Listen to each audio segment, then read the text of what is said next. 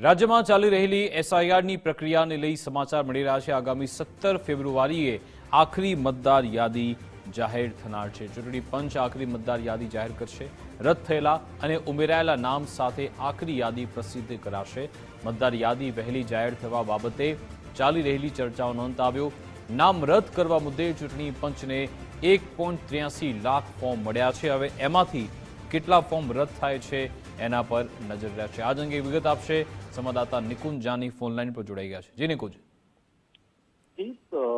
FIR ની જે પ્રકારે રાજ્યની અંદર પ્રક્રિયા ચાલી રહી છે તેમાં 17 ફેબ્રુઆરીએ આખરી મતદાર યાદીની પ્રસિદ્ધિ ચૂંટણી પંચ દ્વારા કરવામાં આવશે। એફઆઈઆરની પ્રક્રિયા બાદ કમી કરાયેલા નામો અને નવા ઉમેરાયેલા નામો સાથેની આખરી મતદાર યાદી પ્રસિદ્ધ થશે। ચૂંટણી પંચ સમક્ષ ફોર્મ 6, ફોર્મ 7 અને ફોર્મ 8 સહિતના તમામ જે કામગીરી જે છે તે પૂર્ણ કરીને આખરી મતદાર યાદી જાહેર કરવામાં આવશે।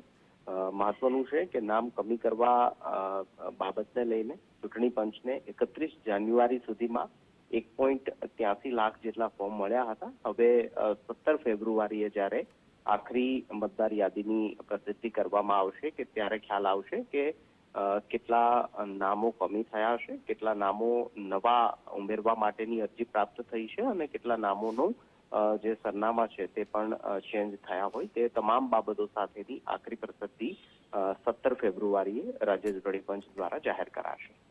બિલકુલ, આભાર તમામ જાણકારી આપવા બદલ।